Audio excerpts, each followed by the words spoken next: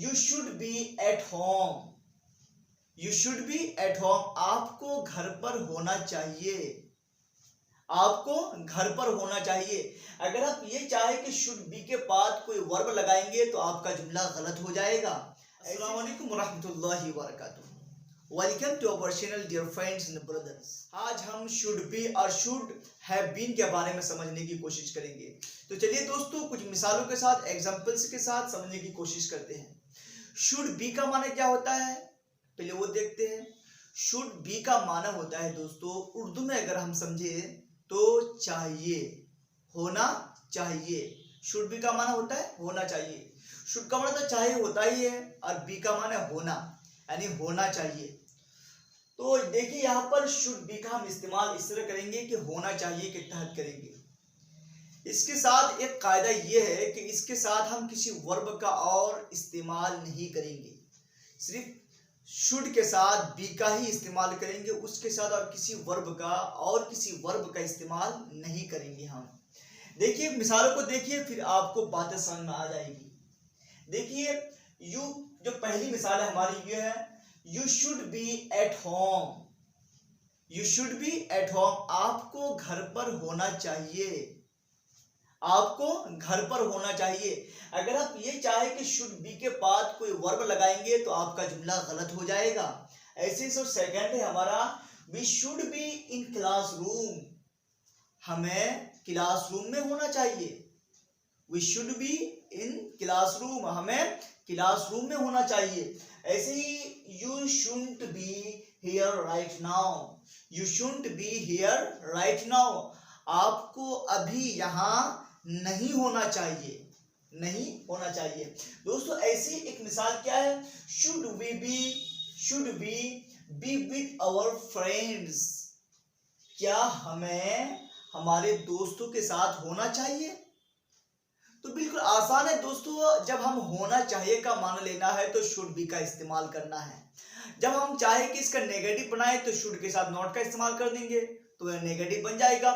दोस्तों जब कॉन्ट्रैक्ट करें हम चाहे कि हम एक साथ बयान करें तो उस वक्त ये जरूरी समझे कि शुड नॉट को शुडंट ना पढ़े, बल्कि शुड पढ़े या शुडंट, यानी लगे कि आप डी को शुडंट की तरह नहीं बोल रहे हैं।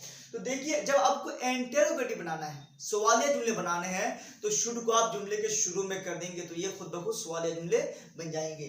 देखते हैं ये जो आखिरी मिसाल है हमारी, वही सवालिया जुमले हैं, हम सवाल कर रहे हैं। तो यहाँ पर दोस्तों फिर एक समझने की बात यही है कि यहाँ पर आपको फिर से कोई वर्ब को इस्तेमाल नहीं करना है। तो दोस्तों ये तो बात थी हमारी होना चाहिए। शुड बी का माना होना चाहिए। अगर हम बोलना चाहिए कि होना चाहिए था, किसी पास्ट सिचुएशन के बारे में बात करें, जो गुजरी हुई बात है, गुजरे हुए हालात है, अगर हम चाहे कि हम उसके बारे में बात करें तो हम कैसे बोलेंगे? तो दोस्तों उसके लिए हमें शुड हैव बीन का इस्तेमाल करना है।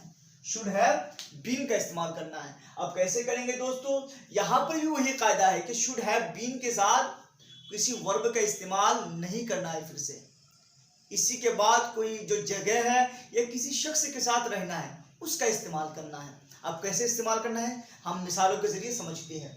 तो देखिए दोस्तों, पहली जो मिसाल है, you should have been at home last night.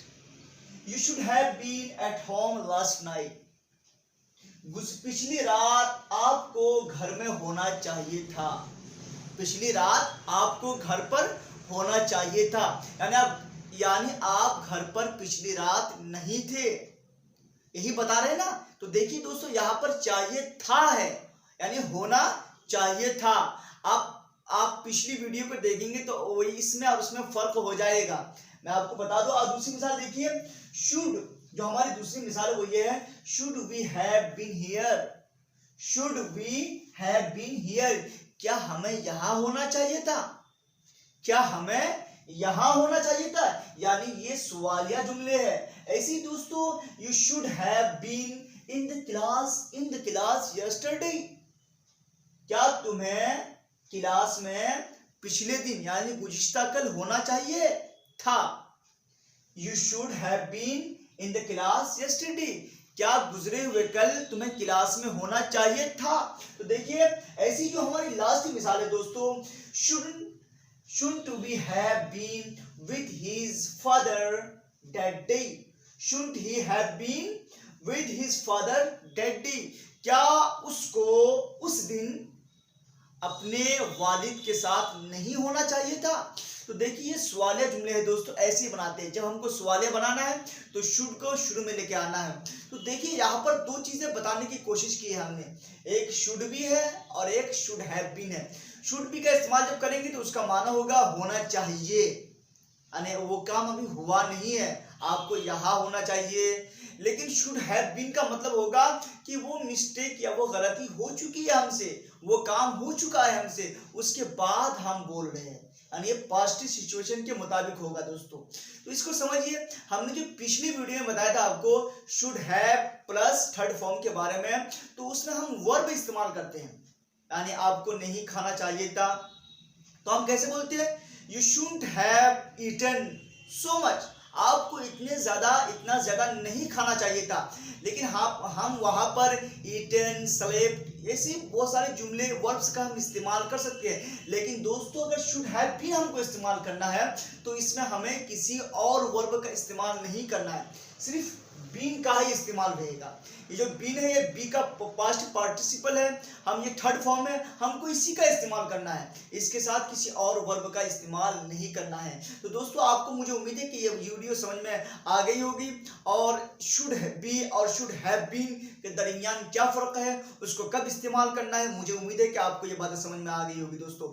तो पिछली वीडियो को भी देखिए और साथ साथ इस वीडियो को भी गौर से देखिए, ताकि आपको तीनों जो रूल्स है उसके दरमियान फर्क को पूरी तरह से समझ में आ जाए।